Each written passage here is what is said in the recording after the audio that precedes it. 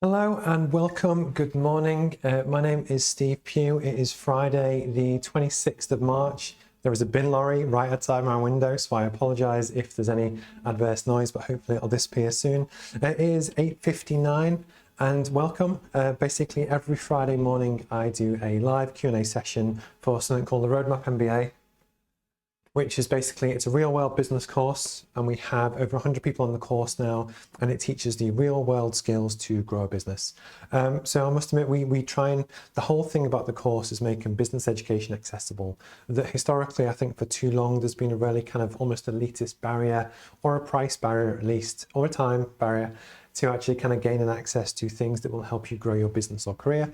So one of the things that I was very keen to do with the Roadmap MBA, and it's a CPD certified course where someone's been through it the fine tooth comb, we've checked everything, we've made sure it's kind of up to standard of professional education, is that one of the things that I was always very conscious of is that it's great to have all of the, hi Simon, I always comments every week. It's great to have all the information that is out there, and I must admit it could be in your public library that you can go and get it for free or watch it on YouTube. But one of the things that I've really tried to do is collate it down to and from someone that grows companies every day, to really make it as easy as possible for you to learn the tools, tips and tricks to help you grow your business or career, or in many cases to actually ask questions and bounce ideas off me. And I think this is almost one of the things which adds the most value, and it's certainly a USP for the course, where a lot of people have concepts and ideas and they just want to say, look, is my understanding correct? We've got the whiteboard and I draw it out. And then likewise, I kind of pick Friday mornings because I get a chance to get a coffee. It's a little bit more relaxed than earlier in the week. You're starting to kind of wind down for the weekend. And it seemed to be, if you ignore the bin lorry outside, a good time to kind of do it. So today's episode, what we're going to cover, I've done the kind of introduction. I've mentioned about the Q&A. And what I also do, and for people who are kind of paid members on the course, I also invite them on to be a guest, and we talk through their business and where they're at. There's no one today, but I do keep asking people. And basically what that is to do is that I think it's quite useful to learn from other people in a similar situation to where you are. See what they're going through, and as we brainstorm their business and we look to tackle their challenges, hopefully it's something you can learn from. And again, a lot of the case studies and stuff that you see in other textbooks and other courses are all aimed at large businesses, or they could be in America or wherever. And this is all about making it real and accessible and relevant to you yourself. But one of the things that I was also very keen to do is that when I've been almost researching my audience and the people that I kind of work with, a lot of people are very time poor. So they want to work on their personal development and do all the great stuff that they kind of want to do, but they just don't have time. They have families, they have kids, they have commitments, they have work, etc. So actually, although a lot of people like the idea of reading business books and really that, kind of delving into stuff, they just don't have time. So one of the things that I do as part of the course is that I do this for you. And today I'm going to go through a case study which I've kind of prepped. And it's to do with an incredible entrepreneur called Sara that actually started a company called Spanx. She grew this company from she had $5,000 and an idea, and she's grown it into $1 billion company. And actually what we're going to do is go through her journey, how she did that. But I also have 14 lessons which we can share, which I've spent a lot of time on this, which I think hopefully in a 15-minute kind of segment might add a lot of value to your business. So we're going to touch on that as well. I'm going to go into the Q&A in a second, but before I do that, I've got a few thank yous. So one in particular is to a guy, I'll thank Simon because he comments every week. And thank you to the people on LinkedIn as well. So it's when you launch a course, and especially when you write a textbook or a workbook, as we're now going to start calling it, 'cause actually it's useful. There's 50, 60,000 words and there's hundreds of pages, and it took a really, a lot of time to kind of produce. And since I've actually started to share it with you, I had a particular thank you to a guy called Chris Simpson that I used to work with at Techmar. And when I was at Techmar, we actually produced the company's first annual report together, where I did all of the graphic design and the layout and content, and actually a lot of the strategy stuff. But actually with Chris, who's the financial controller, and who was looking after the finance side of the same document, together we made a really good team in terms of me doing the creative and writing it, and then Chris checking it. And it was just, Chris has been through module 1 now. He's pointed out some things that maybe weren't perfect or could do, be explained better. And it was just a genuine thank you to Chris for kind of doing that. Because again, I'm an entrepreneur, same as you are, same as a lot of people, that, I don't have a big team behind me. I kind of have to do this. And it's one of the big things that everyone always talks about is teaching. You have to learn fast and iterate and get things in people's hands. But actually, when you do that, that's arguably when you get the best feedback.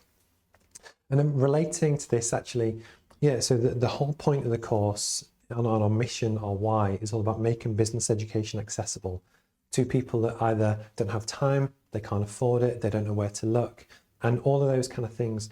So really trying to make it accessible. But one of the things which I kind of found recently was that my neighbour at home has a window business, and he installs not commercial windows but residential windows in people's homes. So he's what you'd class as a proper tradesman, if that makes sense.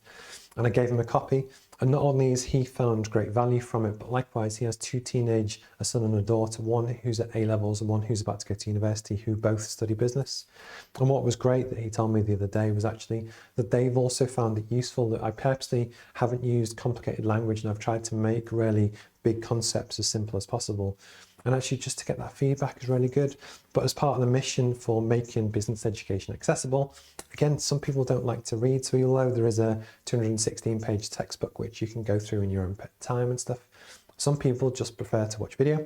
And some people, again, like video that they can comment on. So hence the kind of live stream. So yeah, that was the feedback. And then the other big announcement, which I kind of launched earlier in the week, is that from feedback, what has again been interesting is that a lot of people want to work through the textbook in their own time around their own commitments, and that's 100% correct. So what I wanted to do was actually provide the ability for people to ask questions. So anyone can send questions to questions@roadmapmba.com any 24 hours a day, and I'll answer them in the live kind of Q&A. But then there are other people also would like just the guidance and support that as you go through the textbook, and there's a lot of content, and there's 14 modules, there's a lot to kind of digest there. And there was a desire for almost some kind of hand holding to kind of just go through that process. People like to know they're on the right track and just have someone explain it so that when they then tackle it themselves, they're a bit more confident. So earlier in the week, I did all the planning to actually look at when can I do these sessions, when's the most appropriate, and also what's the best way to do it. So from Tuesday, the 6th of April, this is when we're going to start doing the live classroom sessions on Zoom. I've mapped it all out, and it actually runs until October. And what I'm going to do, and what the chance is that people, I think the room is capped at 100 people, but we're never going to get that, is to join the call. You'll probably view it similar to this, but via Zoom. And it'll be very interactive where, as a classroom, you can ask questions, and actually we're just going to walk through it together page by page. And what we'll also do is link the online content as well. So the course is not just the textbook. The textbook is probably half of it, but actually all of the online stuff is really important. Basically, these sessions are going to run from April onwards every Tuesday, and it's every Tuesday 3 till 4. And the other thing which I'm also very conscious of is that a lot of people are busy, and you have meetings and diaries and stuff. So I'm actually going to repeat each session twice. So the first 2 weeks are course introduction module 1. The next 2 weeks are module 2, and you'll see how it kind of goes. And again, these things are something that you can dip in and out of. You can catch up on YouTube if you want to. And then even if you are based in India or whoever, hi Jess, and delighted to kind of get you on the Zoom sessions, is that the whole point is that when I share them on YouTube, which makes them accessible to everyone, whenever anyone comments, it pings up on my phone. So what I do is that I write down the comments, I answer the questions, so that even if you're in a completely different time zone, you can still interact with the course, if that makes sense. And then the other thing which I haven't properly announced yet is I'm currently working on a new studio. So what I'm planning to do and hoping to do is take this, but up several notches. So I'm currently working on that now. Hopefully it'll be ready in April-ish. But again, for people on the course, I put a hell of a lot of effort and time into the materials and the box and the packaging and everything. And hopefully, as you can see, I try and put a lot of effort into the video and the streaming side. But actually, over the next kind of 2-3 months, you'll see that ramp up several times as well. So delighted people are joining us. The case study, hopefully, will be really interesting. I'm going to drink a quick cup of coffee so my voice doesn't go sore. And I'm going to quickly jump into the 2 Q&A questions before I do the case study. But if anyone's got any questions, just drop them in the chat, that kind of thing as well.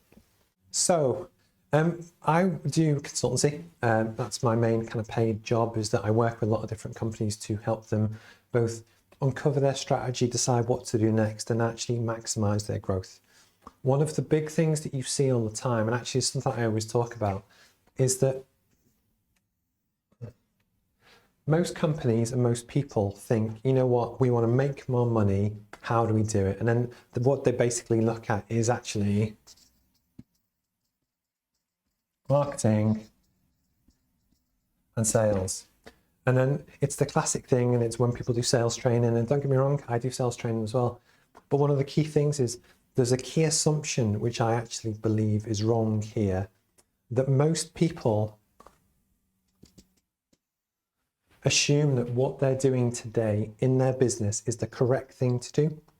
And why this sounds silly or sounds a bit different is that you, for instance, could have a brilliant product that actually fits your market need, your customers understand it completely, it hits exactly, ticks all their boxes, that then when you start to promote it more and then actually do more sales activity, it will really flying off the charts.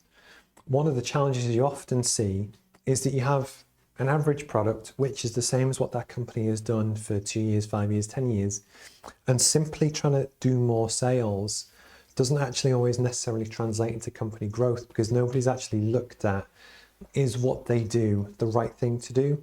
Does that make sense? So basically in the course we have 4 modules just on business strategy, and this is where it's trying to understand everything you do, who you are, what makes you special, to really get your strategy right before you start to promote it, and then before you actually start your sales activity. So I'm going to take Jess as an example, assuming she's still kind of watching, is that if you set up as a freelancer and you do your business and you do everything that you kind of, do, yes, you want to promote your services and having a nice website and get your brand out there and talk to people and do all of the marketing stuff and that kind of thing. But one of the really important things is when you understand the drivers for your business, which especially in your first kind of year, 2 years of business, is arguably stay in business, make some money, survive as you learn and iterate. And even though I'm quite good at this, my first 6 months were very different to my next year, if that makes sense. But everyone has to get through that period. But one of the things that I would recommend to most freelancers is that when you actually look at your strategy and who you are and what you do, if you really look at your skill sets and your background and the value that you have, rather than just look at what you believe you should offer to the market, which could be marketing and support and stuff, you actually might be able to help other businesses in your local area with 100 other things, from project management to leadership to organization to sales to whichever. And it could be that those extra things form part of your strategy, which actually allow you to generate more income, to invest more in stuff like live streaming or your products or your kit or whichever. And actually the point is on the strategy, even if you're a manufacturing business that makes offshore energy components, if you really think through what is the best thing that we can do, is what we're doing correct before you try and accelerate it, that's where real kind of growth comes from. But I had this yesterday actually with a client down in Glossop, and what we were talking about was their business, and I won't go into kind of what they do, but it's a classic thing of where I think a lot of people still view sales as like a dirty word. And what was interesting, I think this is a really important one for a lot of businesses, is actually that yes, we all have a business and we all want to grow. And actually most people want or expect that leads and inquiries will just come into them.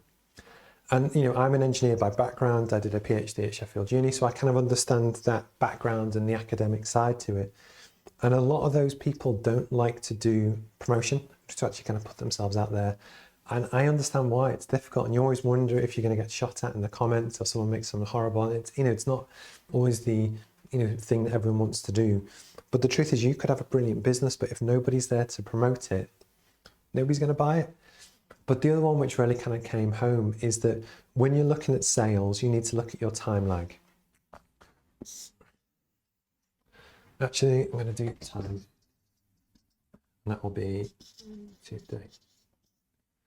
So one of the big things that everyone needs to look at is actually when you start your business, and you could be a freelancer or even a well-established business with a team of 5, team of 100, at some point your cash will run out if you don't win more business. So basically what would normally happen is that you have your cash level, and then assuming, and this, if you're a freelancer, it could be your savings, but if you're a business, it could just be, the cash that you've got in the business. Assuming you win no more business, it's going to go down. And at some point, you're going to run out of money, you're not going to be able to pay your bills, and you could go bust. That's obviously bad. But the thing that I wanted to almost flag up is that most people don't seem to understand the time lag between a sales approach, the first meeting, the second meeting, negotiation around the product or service offer, then potentially buying it, and even when you've bought it, the payment terms. And my point is that you might start to do your sales promotion here. And then I'm going to switch pen. So you do your big sales and marketing push to promote your product or service. And then 2 weeks later, you have some responses and you think, brilliant, let's go through that. And then you have a meeting, and then you have a second meeting. And it's actually, you know what, we'd like to order. So we'd place the order. I'm going to say 2 months after. One of the big things that people often miss is that you might get the order then, it might take you 2 weeks to deliver. But then depending on the sector that you're working in, on their payment terms, you might not get paid. There's a big oil and gas company that I work for, via a client, and their standard payment terms are 120 days. And the issue you have there is that if it's 120 days, you might get paid, and you might get paid a nice big fat check. But the issue is you might get paid it after you've run out of money. And it's because of this, and something that I want to kind of touch on is it's the recollection that sales activity and lead generation is something you need to be doing all the time. That even if your business seems to be doing well, and actually you've got clients on the books and they're paying their bills and that kind of thing, it's brilliant if you have foresight on the next 2 years' work. And that's fantastic. But always keep your promotional activity going, because at some point that contract might stop, and then you have a time lag between the money that you've got, when it's going to run out, and you need to top it up. But actually, when you consider the full length of time it can take between actually picking up the phone to get the meeting, all the way through, if they buy it, to then convert, is really important. So actually, although sales is something that a lot of people don't want to do, it is really important. And it was just something that I wanted to touch on that not many people kind of talk about. Yeah, if you've got any questions through sales or anything like that, that's what this is for. So please drop me kind of a message. Oh, see, it's difficult doing these things. Okay, next.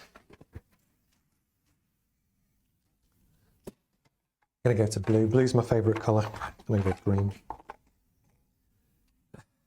Okay, so I had a question in as well this week, and one of the big things I always talk about is your ecosystem. And someone asked me, I don't get it, what is it, how's it working, and actually how does that relate to my business, if that makes sense? So I'm gonna jump in.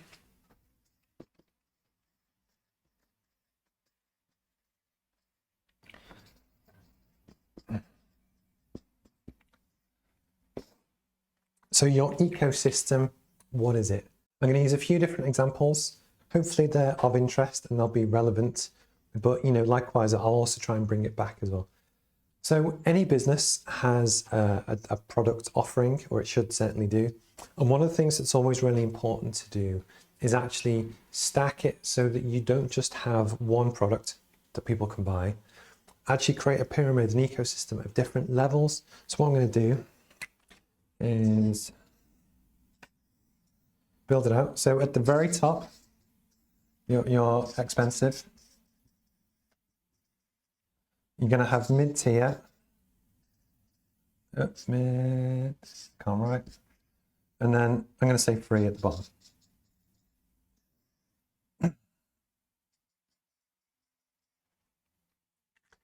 So the reason why it's really important to get an ecosystem, and I'll give you some examples on why, is that you might have a product or a service that, again, it's all about how you generate income. And a lot of people only have a certain amount of time. I'm going to use the freelancer example now, but I'm also going to go on to basically Apple, and I'll use Porsche as another one as well. So as a freelancer, probably the most expensive thing that you offer, and correct me, will be your consultancy and your time. So the issue you have, that can be very expensive, and you also have a limited amount of it. That's what most people base their business on, and actually it's good, it's profitable, and it can fund other things. But the challenge you've got, like using the example we just kind of talked about, is that you need to get more people aware of you, who you are, what you do, how it works. Get them comfortable with your product range so that people can actually enter your ecosystem here, here, or here. And what it's going to do is open up your viability to a much wider audience, because you might also have people that can't afford £4 a month for consultancy, but they can afford either, say, a £300 course. And this is where it's really important to look at that. Likewise, there's a great PR company that I know down in Darlington called Harvey and Hugo, and they have paid retainers, which is their more expensive end of the market, where you get a guaranteed number of hours and support a month. But they also have something called Pay As You Go, which is their pay as you go kind of offering, which is, I guess, mid-tier. And the one thing that Charlotte does, and it's something that I do say with this, is that I think it's really important to have a free offering, which could be your social media, it could be your live streams, it could be your Instagram, it could be whichever, which allow you to demonstrate authority and expert and knowledge on a topic. Again, we cover that in the book.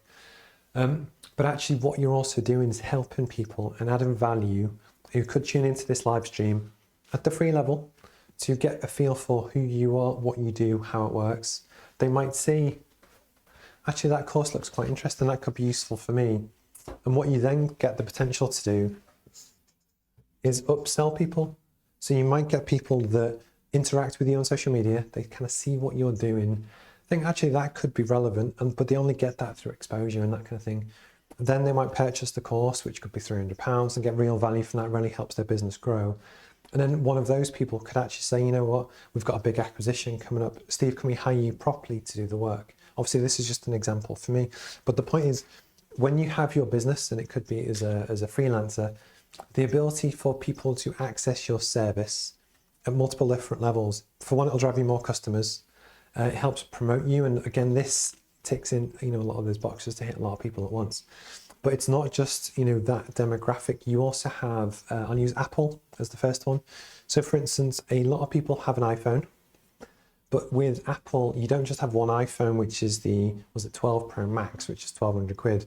They've got an entry level one, which is 399. You can buy refurbished ones. But again, that's almost their entry into their ecosystem. And once they get you in that, they get you on Apple Music, they upsell you to all of their streaming services. You've got Mac computers, you have Apple Watches, you have AirPods, you have etc. But the point is, what you do is that they're looking to get you into their ecosystem on whichever product is most relevant to you. You get used to it, you get comfortable with it, and then they can upsell and cross-sell you into different services. One other example, which I'm going to use, is Porsche. So again, a very premium car brand. What they've done is create an aspirational target that a lot of people want, and it's a fantastic product. And actually, the big thing with them, and arguably with Apple, is the quality actually backs up the offer. So they regularly win awards for the best made cars in the world and that kind of thing. But even with Porsche, you start with their hero product, and we'll talk about hero products when I kind of go into Spanx, is arguably the 911, and you have the GT3 range, and they've got their kind of premium stuff. So actually, I'm going to draw this out. I'm going to use orange.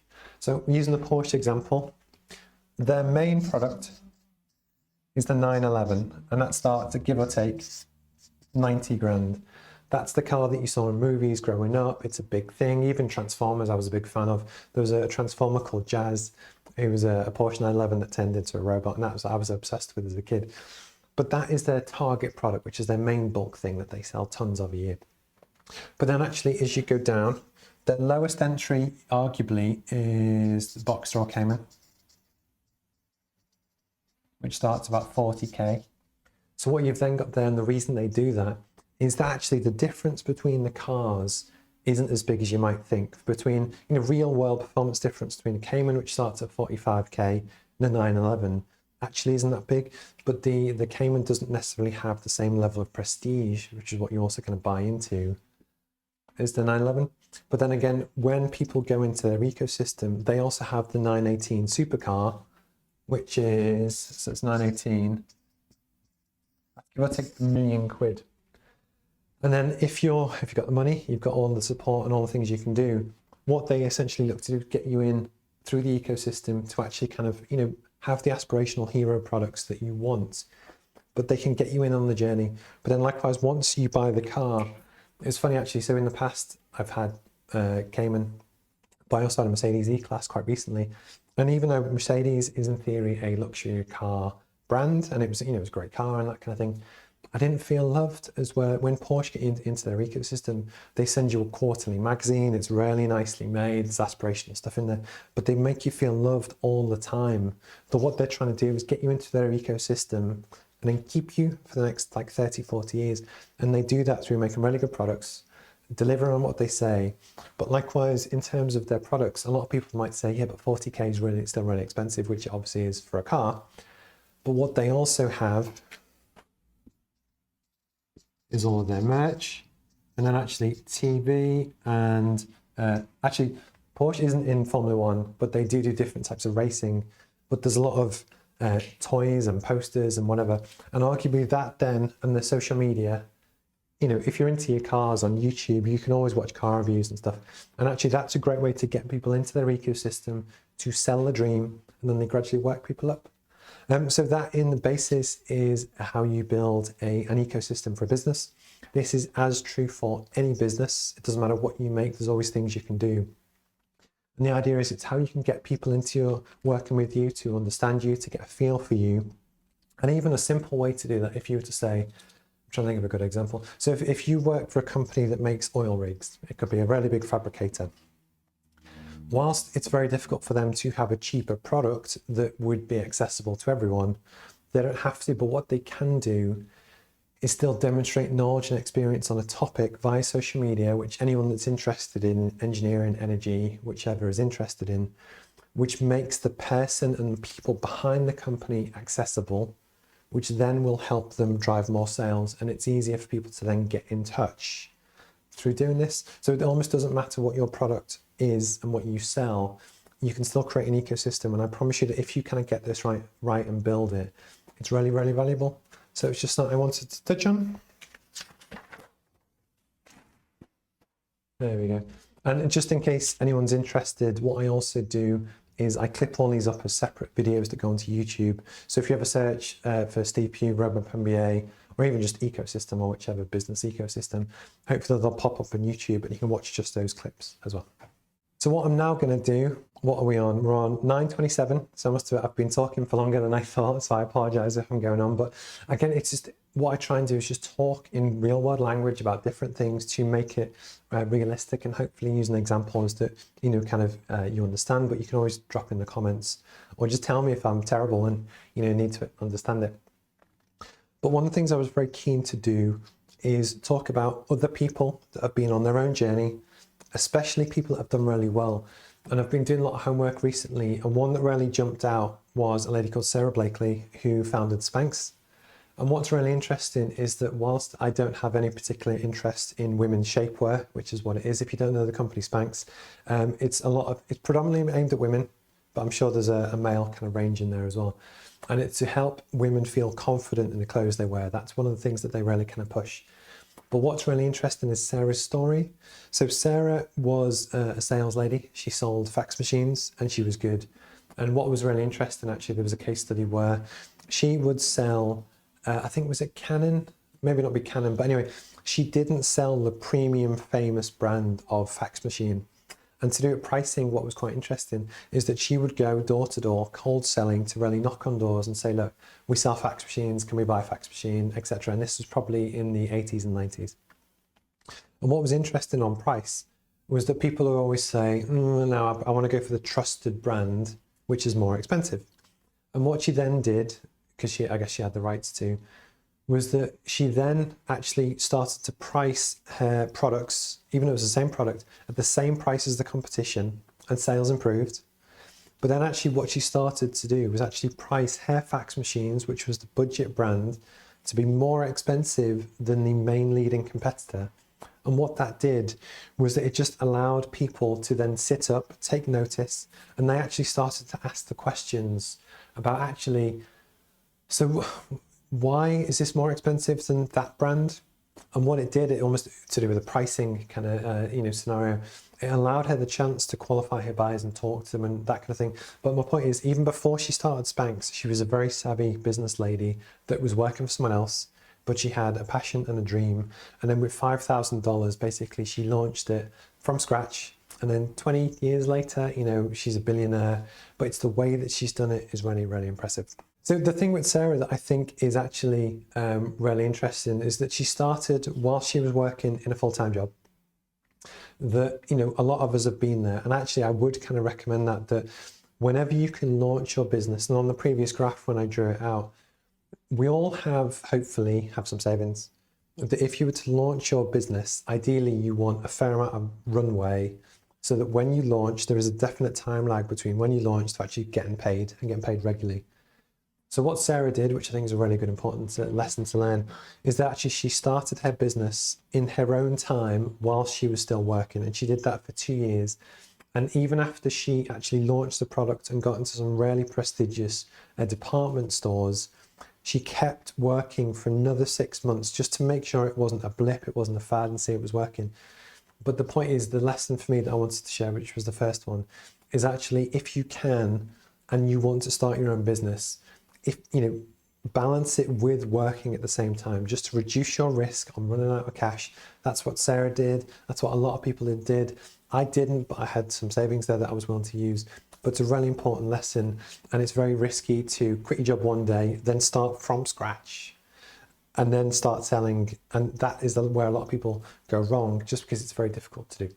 What was then interesting was that this lady had $5,000, and what she wanted to do in inventing the product was create her own prototypes. So what she did was that she looked at the market, what was out there, what worked, and what she did and didn't like. And although she had no particular fashion or design background, she knew as the consumer what wasn't working for her. So she quite literally was kind of making it herself, bootstrapping it.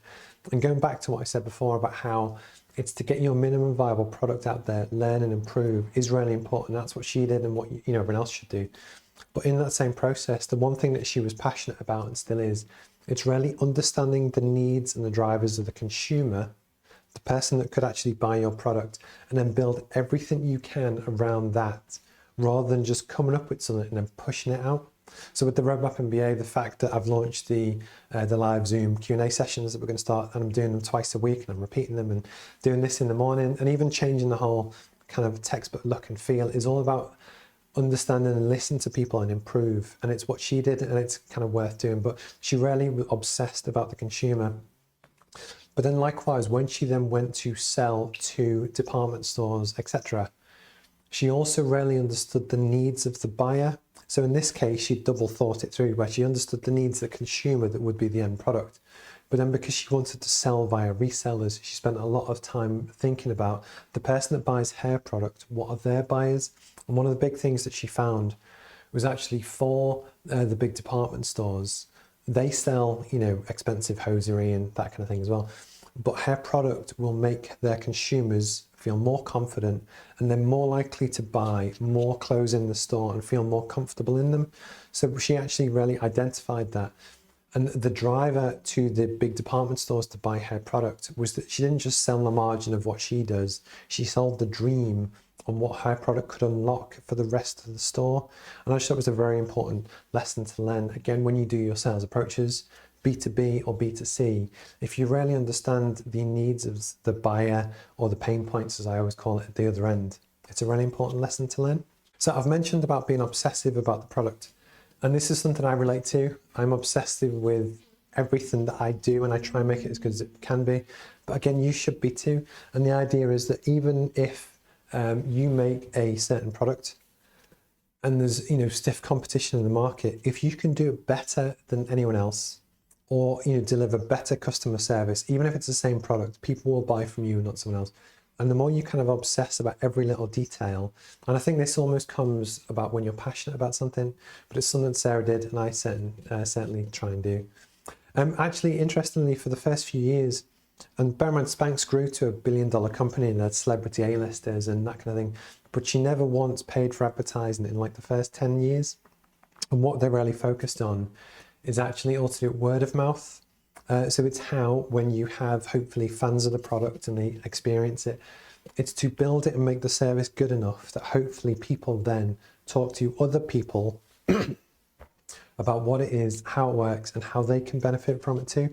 And actually what's interesting is that in the book we talk about something called self-actualization, which is actually when people feel good about themselves, but people love to share knowledge and almost feel that they have the inside track on something. So if you have something new and exciting, people like to talk about it. And again, Sarah used that just word of mouth for years to really build the brand, build the momentum before she started to pay to advertise. I still think there's a balance to be had there, but the point is, if you don't have the cash, you don't have to spend it on advertising straight away. Really try and build a loyal following, really give the best service you can to your core group of people who will champion you and talk about you and social media and that kind of thing before you then, or as you grow the business, it'll really help you kind of move forward. This is interesting. So with the brand positioning, so women's underwear is not something I have a huge knowledge about, but when I was reading up on about Sara, is that she was completely unknown to the market. There is a lot of competition out there, and you have different price points. So you have the budget level, which is basically, it's a race to the bottom. It's where you have a lot of manufacturers around the world that basically just want to make it as cheap as possible. And the issue you have there is that it's very high volume, low margin. It's not a great business to be in. You have mid-tier, which in her example was in the US, maybe people that might spend $10 on a product, but it was still more functional.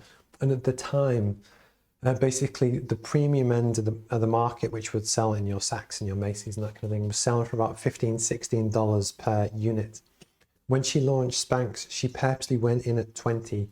So she didn't even though she accepted and understood that there was more established competition in the market from really big brands that she was going up against. She had belief that the value in what she offered far exceeded the price point. And then likewise, then people started to ask the question, well, why is that more expensive? And it was a very clever sales tactic that arguably if she would have launched exactly the same product at half the price, people wouldn't have seen it as a premium brand. And again, I think this is almost really important when people look at their own pricing, is that the way that you both describe and build your product and how you position it, how you sell it and present it to the market is really important on how people feel about it. And again, it's something that they did, and again, a brave move to launch a brand new product and actually make it the most expensive thing in the market. But it worked.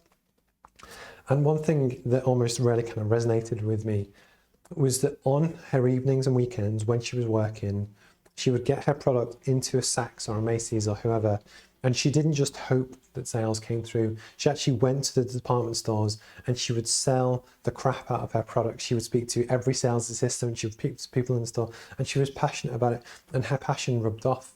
But what was interesting was that she wasn't just selling to consumers.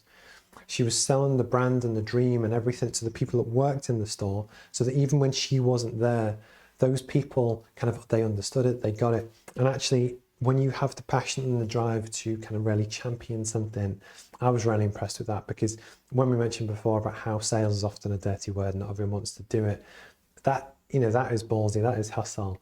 And fair play to her, but actually she did it and she put the time in. She didn't just create the product and then hope it took off. She really just kept selling and selling the dream. And actually one thing that is really important is all about your brand story. So she didn't just sell the functional benefits of what she was offering. She told it how it came about and what its mission was and what they were trying to do, and it worked. Next is all about when you have your product line. And I mentioned before, it's now gone off the board, but we were talking about how creating an ecosystem. In the Porsche example, their 911 is probably their hero product. And that's the one product that they champion more than all the others, which is the aspirational product. And one thing that Spanx did was that they had arguably the one product, yes, in different sizes and colors, but they had the one product which they championed for years and years and years. Really build the momentum, get people to know who it is, what it's all about, before they actually launched other spin-off products. In one of the examples that she gave, she was talking about inventory, because again, this is really important when you run a business that actually carries kind of stock, is that if you have a product which you launch, and even if it really kind of takes off, the desire is always, okay, let's spin off and let's do tights and activewear and t-shirts and whatever. But what you can do if you have a too broad a product offering is actually people get confused, you don't really get the momentum, and then it can die off. Plus it'll tie up a ton of cash. It's really difficult to manage delivery and inventory and everything on a much bigger thing. So if you can, for as long as you can, concentrate on one product, make it as good as you can, and keep pushing it as your hero product. And it worked for Spanx, and hopefully it can work for you. What was also interesting was that within Sara's business over the 20 years as it grew to kind of where it is now, that over the years they had the idea for certain products, but they just didn't work. And they didn't work because at the time the technology wasn't quite ready for them to actually launch it to the level it could be. And when I was trying to think this through to almost talk about it, is that for what I'm trying to launch with the business course, one of the main key elements in the USPs is all about the live stream and the interactivity and the Zoom and that kind of thing, that arguably even last year it probably wouldn't have worked, because even if you had live streaming capability, people weren't as comfortable having regular engagement on a screen in the way that they are now, because with the pandemic it's kind of useful. But actually you might have the perfect product. It could also be the iPad was actually first launched by Apple, what was it called, the Palm Pilot, years and years ago, and it just flopped. It just didn't work. Fast forward 15 years, people have got used to touchscreen interfaces with the iPhone. That was their entry to the market. And then when they relaunched the iPad, it really kind of took off. So again, even if you have a brilliant product or service, your timing is really important. And again, if you really believe in the idea, you know, you can always wait till better technology or stuff comes out to really kind of relaunch it. When next it comes to kind of talking about how you grow the business, so hopefully you have the point where you're starting to take off, and hopefully this is where, say, I am at the moment, is that on two sides to it. One is to recognize your strengths and what you're good at and where you're kind of best at, where, you know, what makes you happy, and then hire your weaknesses. So for instance, for me, and again for Sara, it was the finance side. To really have someone to do the day-to-day operations and accounting was her weakness. And that was the one thing that she didn't really like to do and she wasn't that good at. So for any entrepreneur, find what you're good at, play to the strengths, and then bring people in to plug your gaps, which is really important. But the other thing that she talks about is actually the need to hire slow. So try not to hire people until you absolutely need them, because it'll be a massive drain on cash. But then if you do and it doesn't work out, don't be afraid, as long as it doesn't break any laws or contracts or whichever. So it's hire slow and fire fast. It's what she did. If someone doesn't have the right cultural fit, or they're just not the right, you know, person for your business, don't carry it on for longer than you need to. It'll drag the team down, it'll cost you a lot of money, and it'll take a lot of focus. And again, the rules are different regarding HR in America as they are here, but actually it was a really important lesson that she wanted to share. I've mentioned about actually only thinking about the consumer. So I'm going to jump on to the next one, which actually is maximizing your press and PR. This is something that actually got me thinking, because if you have a product that you're genuinely kind of passionate about, and it could be anything, don't just promote yourself via social media and stuff. That's great. But actually see if you can get on a local magazine, a radio, a blog, a whichever, and really trying to maximize as much free PR and press as you can. Because one of the things that we talk about in the course is all about social proof. And the way I would almost do this, and what Sara did, was that you need to get enough social momentum that you have a small number of fans that really like what you do and give you testimonials and that kind of thing. That's almost the tipping point to know that you're on the right track.